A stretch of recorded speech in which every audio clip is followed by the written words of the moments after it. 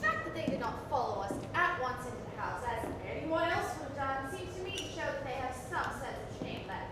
They have been eating muffins. That looks like repentance. They're approaching. That is very forward of them. Let us preserve a dignified silence. Certainly, that is the only thing to do now.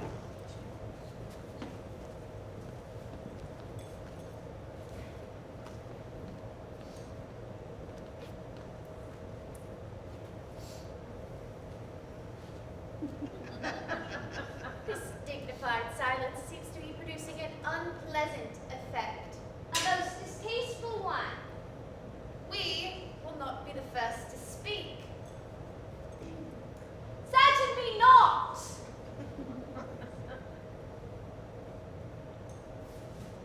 Mr. Worthing, I have something very particular to say to you. Much depends on your reply.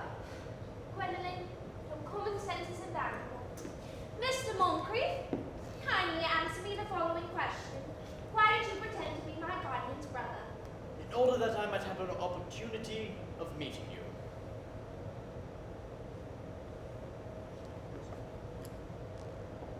That most certainly seems an satisfactory explanation, does it not? Yes, dear, if you can believe him. I don't. That does not affect the wonderful beauty of his answer. True. And matters of grave importance, style, not sincerity, is the vital thing. Mr. Worthing, what explanation can you offer to me for pretending to have a brother? Was it in order that you might come up to town as often as possible to see me? Can you doubt it, Miss Fairfax? I have the gravest doubts on the subject, but I intend to crush them. Their explanations appear to be quite satisfactory, especially Mr. Worthing's. That seems to me to have the stamp of truth upon it. I'm more than content with what Mr. Moncrief said. His voice alone is influenced by absolute fidelity. Then you think we should forgive them? Yes! I mean, no. I had almost forgotten. There are principles at stake that one cannot surrender. But which of us should tell them? The task is not a pleasant one. Could we not both speak at the same time? An excellent idea. I nearly always speak at the same time as other people. Will you take the time for me? Certainly. Your Christian names are still an inseparable barrier. That is all.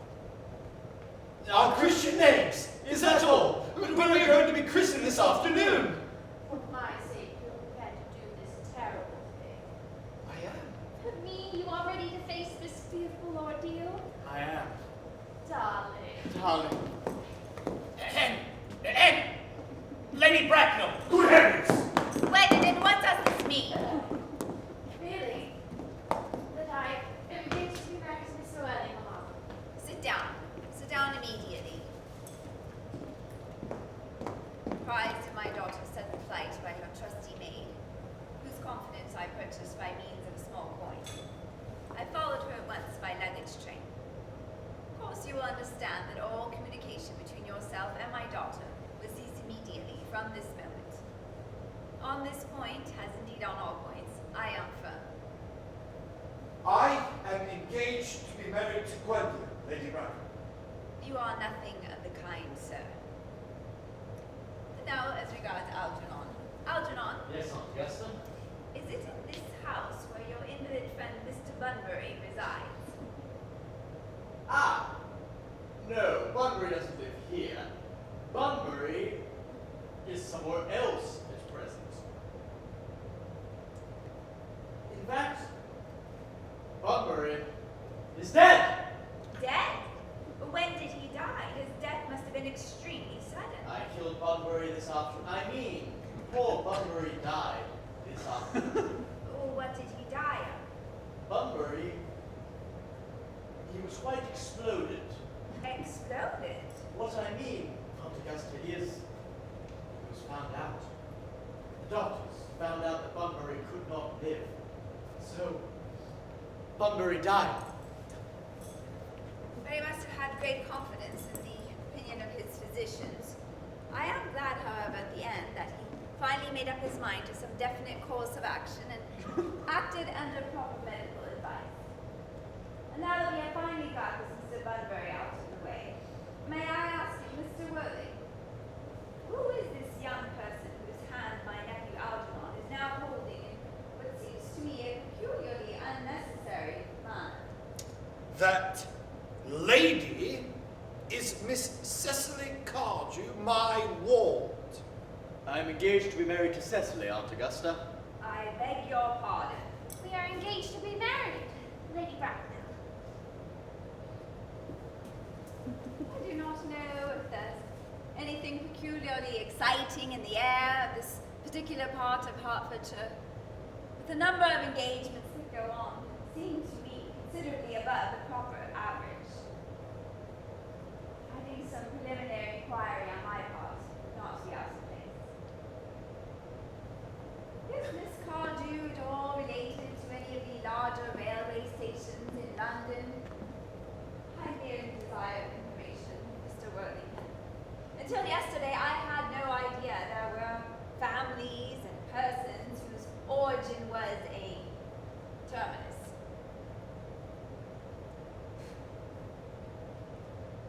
Miss Cardew is the granddaughter of the late Mr. Thomas Cardew of 149 Belgrave Square, SW, Gervase Park, Dorking, Surrey, and the Spore in Fifeshire, NB. That is not unsatisfactory. 3 addresses always inspire confidence, even in tradesmen. But what proof have I of their authenticity? Miss Cardew's family solicitors are Messrs. Markby, and Markby. Markby, and Markby. A firm of the very highest position in their profession. Indeed, I am told that one of Mr. Markby's is occasionally seen at dinner parties. So far, I am satisfied. How very kind of you, Lady Bracknell.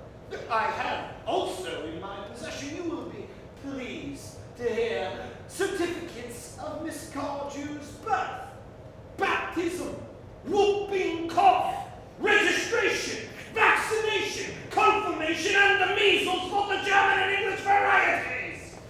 A life crowded with incident, I see, though perhaps too exciting for a young girl.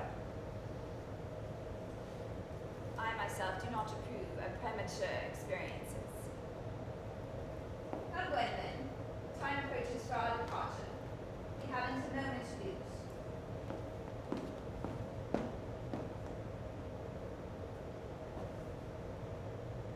As a matter of form, Mr. Worthing, I suppose I had better ask, does Miss Cardew have any little fortune?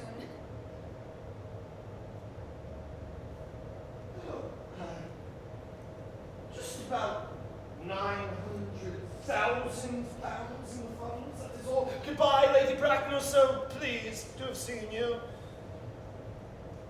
A moment, Mr. Worthing. 900,000 pounds, and in the funds. Miss Cardew seems to me to be a most attractive young lady, now that I look at her. Few girls today have any really solid qualities. I mean, qualities that last and improve with time. We live, I regret to say, in an age of surfaces. Come over here, dear. Oh, my sweet child, your dress is sadly simple, and your hair is almost as nature might have left it. Kindly turn round. No, the side view is what I want. Oh, it's just as I expected. There are distinct social possibilities in your profile. Algernon. There are distinct social possibilities in Miss Cardew's profile. Cecily is the sweetest, prettiest girl in the whole world. I don't care tuppence about social possibilities. Never speak disrespectfully of society, Algernon. Only people that can't get into it do that. Now, Miss Cardew, of course, you know that Algernon has nothing but his debts to depend upon. But I don't believe in mercenary marriages. Indeed, when I marry Lord Bracknell, I have no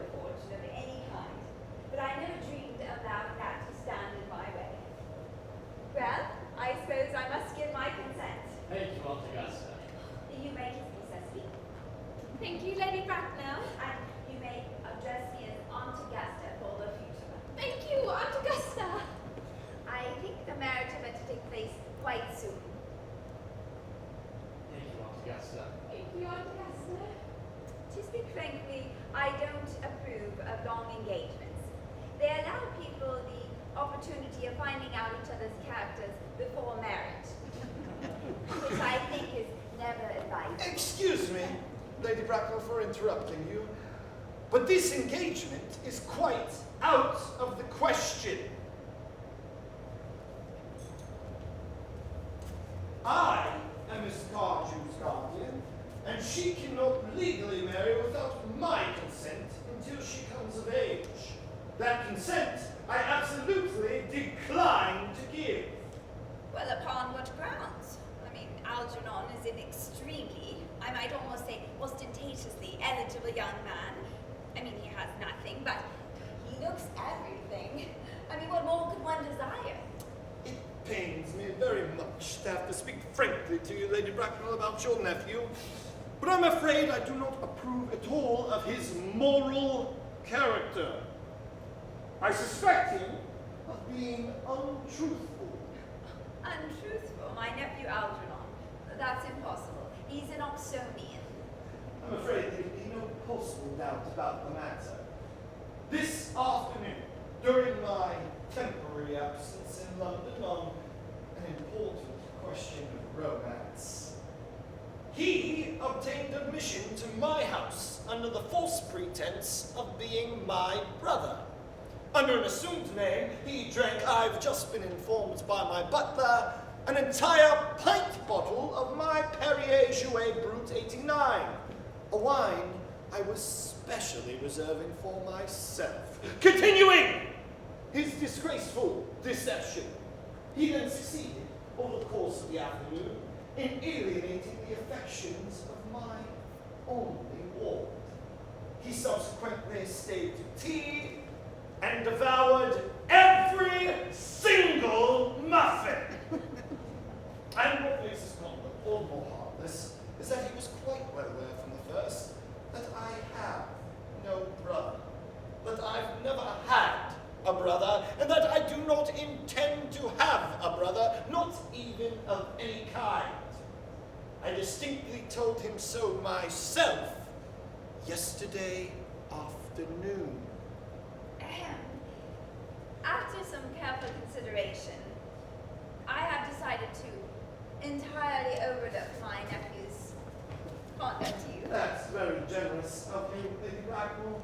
My own decision, however, is unalterable. I decline to give my consent.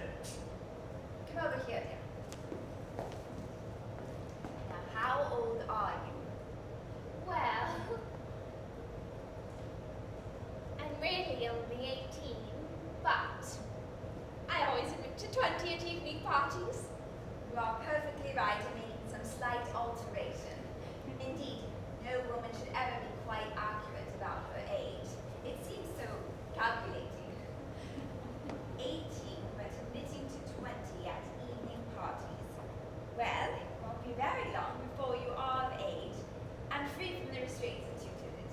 So I don't think your guardian's consent is, after all, a matter of any importance. Pray excuse me, Lady Bracknell, for interrupting you again, but I think it only fair to tell you that according to the terms of her grandfather's will, Miss Cardew does not legally come of age until she is 35.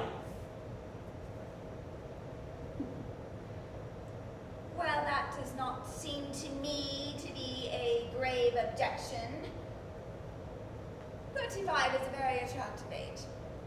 Indeed, I don't see why our dear Cecily will not be even more attractive at the age you mentioned than the age she is at present. Algie, could you wait for me till I was 35? Of course I could, Cecily. You know I could. Yes, I felt it instinctively, but I couldn't wait all that time. I hate waiting 5 minutes even for anybody. It always makes me rather cross. I am not punctual myself, I know, but I do expect punctuality in others, and waiting, even to be married, is quite out of the question. Then what is to be done, Cecily? Not sure, Mr. Moncrief. My dear Mr. Worthing, as Miss Cardew positively states she cannot wait till she is 35, a remark which I am bound to say seems to show a somewhat impatient nature.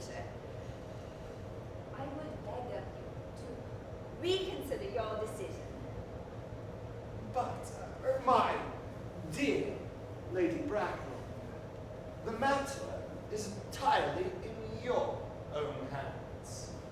The moment you consent to my marriage with Gwendolyn, I will gladly allow your nephew to form an alliance with my ward. Well, you must be quite aware that what you propose is out of the question. Then a passionate celibacy is all that any of us can look forward to. Well, that is not the destiny I propose for Gwendolyn. Algernon, of course, can choose for himself. Come, Gwendolyn, we have missed 5, if not 6 trains already. To miss any more would expose us to comment on the platform. Everything is quite ready for the christenings. Christening, sir. Is this not somewhat premature? Both these gentlemen have expressed the desire for immediate baptism. Baptism at their age? The idea is grotesque and irreligious. Algernon, I forbid you to be baptized. I won't hear of such excesses. Lord Bracknell would be highly displeased if he learned that that was the way in which you wasted your time and your money. Am I to understand, then, that there are to be no baptisms at all this afternoon? I don't think, as things are now, it would be of much practical value to either of us, Dr. Chancellor. I am grieved to hear such sentiments from you, Mr. Worthing. They savor of the heretical views of the Anabaptists, views that I have completely refuted in 4 of my unpublished sermons. However, seeing as your particularly secular mood, I will return to the church at once. Indeed, I've just been informed by the pew opener that for the last hour and a half, Miss Prism has been waiting for me in the vestry. Miss Prism, did I hear you mention a Miss Prism? Yes, Lady Brown. I am on my way to join you. Well, allow me to detain you for a moment. This matter may prove one of vital importance to Lord Bracknell and myself. Is Miss Prism a female of repellent aspect, remotely connected with education? She is the most cultivated of ladies, and the very picture of respectability. It is obviously the same person. May I ask what position she holds in your household? I am a celibate man. Miss Prism, Lady Bracknell, has been for the last 3 years Miss Cardew's esteemed governess and valued companion. In spite of what I hear of her, I must see her at once. Let her be sent for. She approaches. She is nigh. I was told you expect to be in the vestry, dear Canon. I have been waiting there for you for an hour and 3/4. Prism! Come here, Prism. Prism, where is that baby? 28 years ago, Prism, you left Lord Bracknell's house, number 104, Upper Grosvenor Street, in charge of a perambulator, which contained a baby of the male sex. You never returned. A few weeks later, through the elaborate investigation of the Metropolitan Police, the perambulator was found. It contained a manuscript of a 3-volume novel with more than usually revolting sentimentality. But the baby was not there. Prism, where is that baby?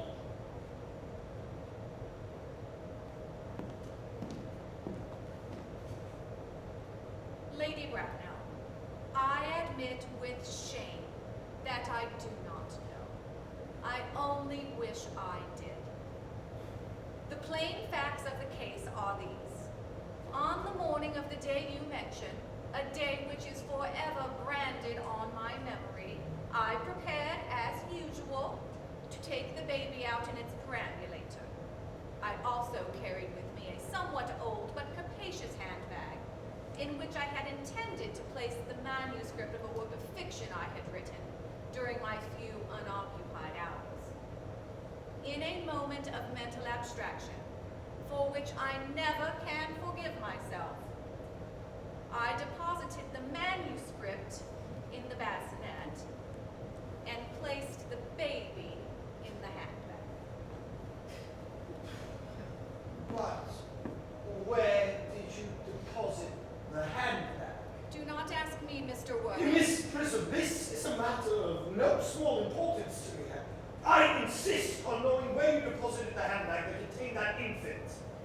left it in the cloakroom of one of the larger railway stations in London. What railway station? Victoria, the Brighton line.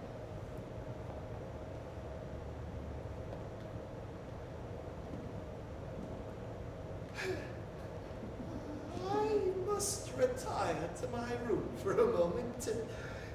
Gwendolyn, wait here for me. You are not too long. I will wait here for you all my life. What do you think this means, Lady Bracknell? I dare not even say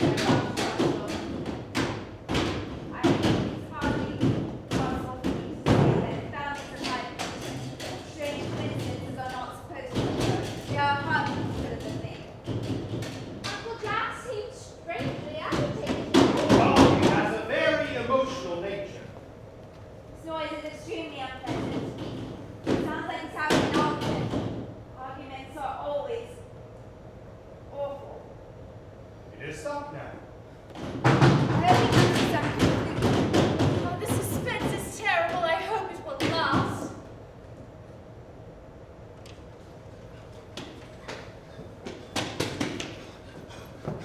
Is this the handbag, Miss Brisbane? Examine it carefully before you speak. The happiness of more than one life depends on your answer.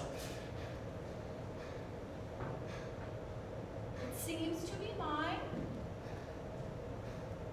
Yes. Here is the injury it received through the upsetting of a Gower Street omnibus in younger and happier days. And here is the stain on the lining that occurred from the explosion of a temperance beverage, an incident that occurred at Leamington. And here on the lock are my initials.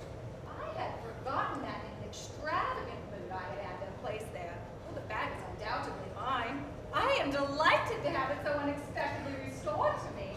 It has been a great inconvenience having been without it all these years. Miss Prism, more is restored to you than that handbag.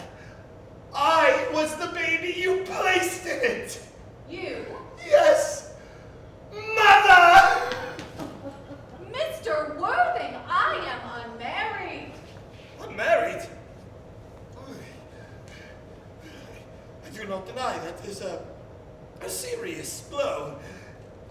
But after all, who has a right to cast a stone against one who has suffered?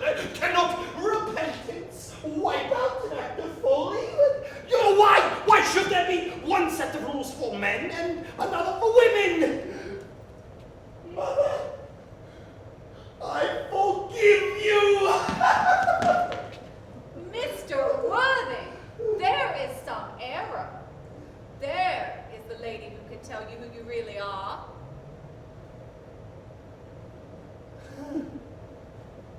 Aunt Augusta.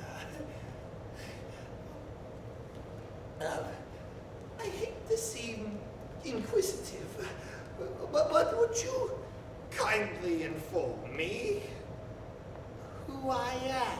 I'm afraid the news I have to give you may not altogether please you. You are the son of my poor sister, Mrs. Mulgrave, and consequently, Algernon's elder brother.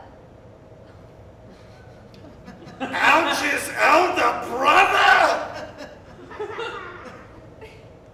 Then I have a brother after all. I knew I had a brother. I always said I had a brother. Cecily, how could you have ever doubted that I had a brother? Dr. Chancellor, my unfortunate brother. Miss Prism, my unfortunate brother. Gwendolyn, my unfortunate brother. Algy, you young scoundrel. You will have to treat me with more respect in the future. You have never behaved to me like a brother in all your life. Not today, old boy, I admit, though I was out of practice. Oh, Algy, my brother. My own. My own. But what own are you? What is your name now that you've become someone else? Yes, I've forgotten that point. Your decision on the subject of my name is irrevocable, I suppose. I never change except for in my affection. No, What a noble nature you have, Gordon. Oh, That is going to be cleared up at once. Aunt Augusta, a moment. At the time when Miss Prism left me in the handbag, had I been christened already?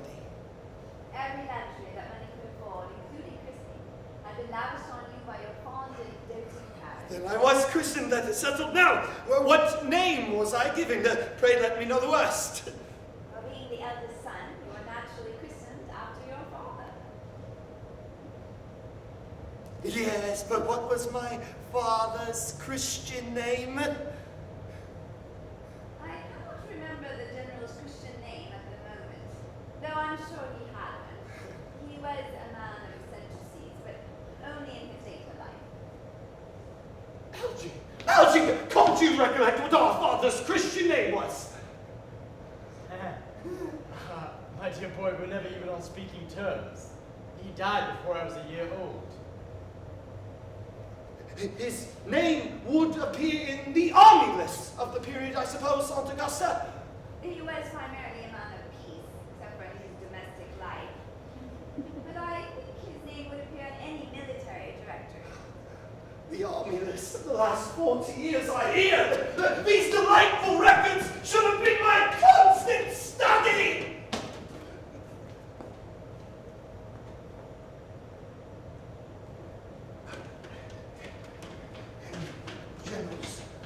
Generals. Malum, Maxim, Maggie, oh, ghastly names they have. Markby, Migsby, Moncrief, Lieutenant, 1911, Captain, Lieutenant Colonel, General, 1940, Christian names!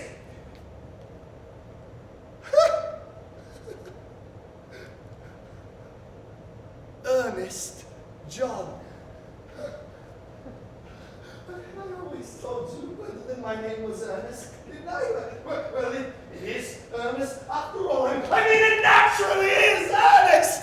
I remember now that the general's name was Ernest. I knew I had a particular reason for not liking that name.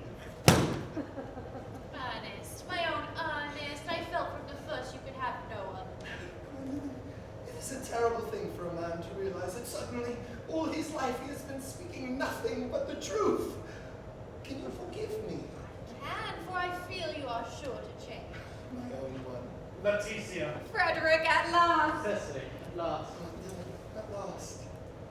My nephew, you seem to be showing signs of triviality. On the contrary, Aunt Augusta, I've now realized for the first time in my life the vital importance of being earnest.